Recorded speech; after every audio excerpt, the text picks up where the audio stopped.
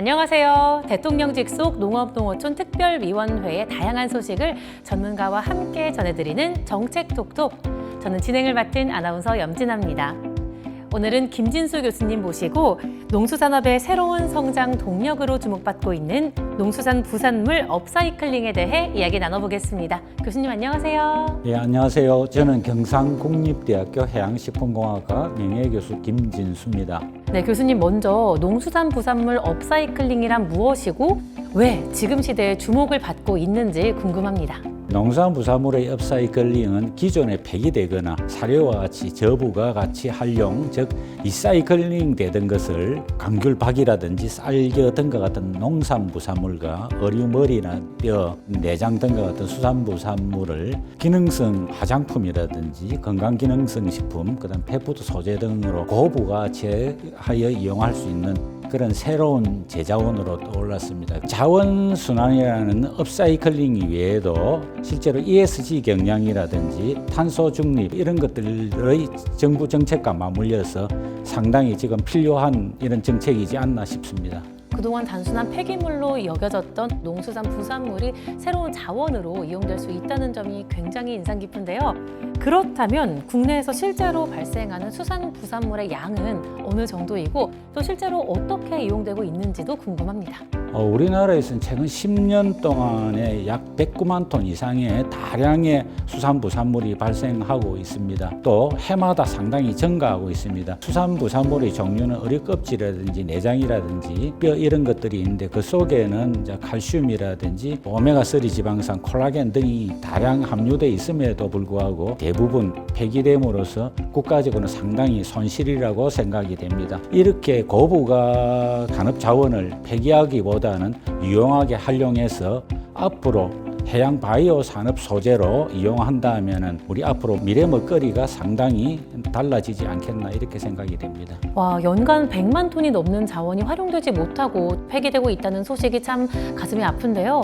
그렇다면 해외 사례도 궁금합니다. 우리가 흔히 수산 선진국으로 알고 있는 일본이나 노르웨이, 또 아이슬란드는 수산 부산물을 어떻게 이용하고 있는지 말씀 부탁드릴게요. 우리와 달리 수산 부산물을 폐기물이 아닌 자원이나 생물 자원으로 분류하고 위생 기준만 맞다 그러면은 산업 자원으로 다 이용을 하고 있습니다. 법 제도라든지 또 민간 협력, 시장 이런 것들이 다 연계되어 있어서 상당히 잘 활용하고 있습니다.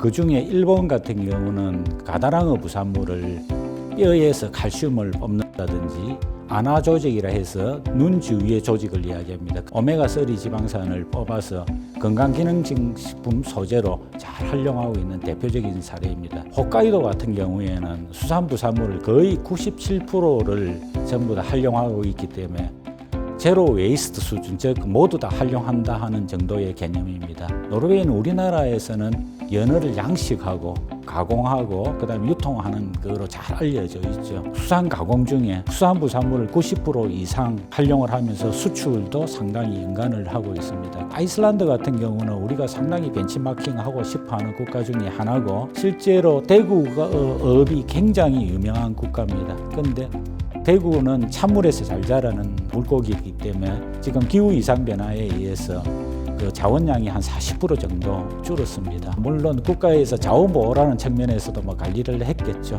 그렇지만은 이걸 부산물을 잘 업사이클링을 해가지고 부가가치는 2배 이상으로 증가한 사례입니다. 우리가 굉장히 벤치마킹을 많이 하고 시사점이 많은 국가라고 할 수 있습니다. 이렇게 말씀을 들어보니까요, 이 세 국가가 수산 부산물을 폐기물이 아니라 자원으로 활용하고 있다는 것이 공통점인 것 같은데요. 무엇보다 또 90%가 넘는 활용률을 보이고 있다는 것이 굉장히 인상 깊은 것 같습니다. 그렇다면 우리나라는 이 정도의 잠재력을 가지고 있으면서도 왜 이 업사이클링 산업이 발전되지 못하고 있는지 궁금합니다. 첫 번째는 폐기물관리법이라는 통제를 받기 때문에 법적인 제약이 상당히 있습니다. 수산부산물법이라는 재활용할 수 있는 법을 해양수산부에서 만들어서 구축을 했습니다.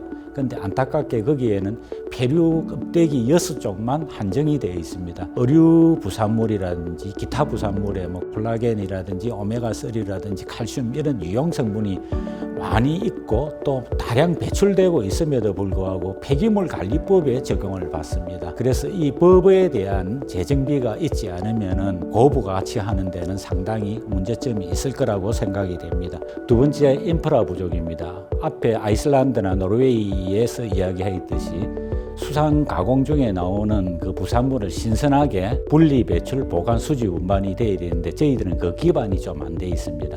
세 번째로 이야기를 드리면은 아이슬란드나 노르웨이 같은 경우는 폐기물, 즉 웨이스트가 아니고 부산물이라 할 수 있는 바이 프로덕트도 소비자들한테 거부감이 상당히 강하다 하여 원료라는 개념의 로 머티리얼을 쓰고 있습니다. 그러면 우리도 거기에 맞는 폐기물이라는 인식을 지우기 위해서는 소비자 친숙 용어인 해양 바이오 산업 소재라든지 이런 용어의 개선이 상당히 필요하고 또 소비자들을 위한 홍보도 필요하리라 생각됩니다.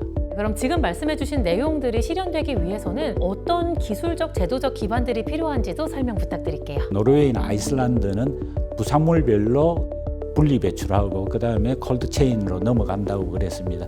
그런 기계의 개발이나 구축이 반드시 되어야 됩니다. 수산부산물이 변폐하기 쉽습니다. 이 변폐하는 것을 막기 위해서는 여기에 대한 기준을 확립해야 되고 여기에 대해 적용할 수 있는 시스템을 구축해야 될 겁니다. 산업적 활용 가능성이 하기 위해서는 전략적 수립이 좀 되어야 될 것 같습니다. 데이터베이스를 구축을 한다면 민간 업계에서 이걸 보고 목적하는 성분을 뽑아낼 수도 있을 거라 생각합니다. 오메가3 지방산을 안정적으로 뽑는 그런 기술, 또 거기에 대한 소재화할 수 있는 기술들이 구축이 되어야 됩니다. 지금 해양수산부나 중소벤처기업부에서 이런 것들을 해결하기 위해서 정부 부처 과제로 도출을 하였고 현재 산하관연이 이 과제를 시행을 하고 있습니다. 조금만 기다린다면 저희들도 여기에 대한 기반은 충분히 갖출 수 있으리라 생각됩니다. 제도적인 기반입니다. 수산부산물법에 대해서 적용을 해야 되는데 안타깝게 페류 껍데기 6종이 거기에 포함되어 있고 어류부산물이나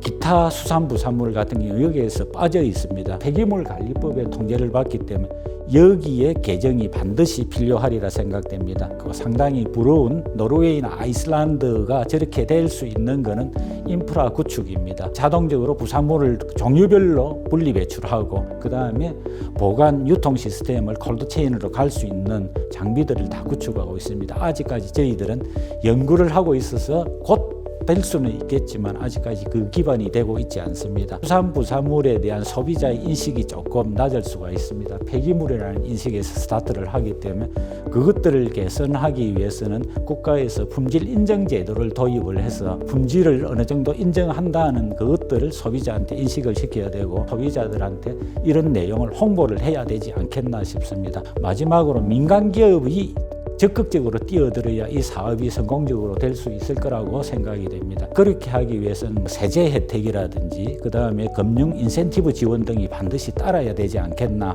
그렇게 되면은 민간기업이 우선적으로 투입이 되고 민간기업이 스스로 들어왔을 때는 모든 게 잘 창출되어서 노르웨이나 아이슬란드를 뛰어넘는 그런 기반이 될 수 있을 거라 생각합니다. 표준 매뉴얼 개발부터 인식 개선을 위한 제도 개편, 그리고 민간 기업과의 협력까지 정말 다양한 이야기를 해주셨는데요.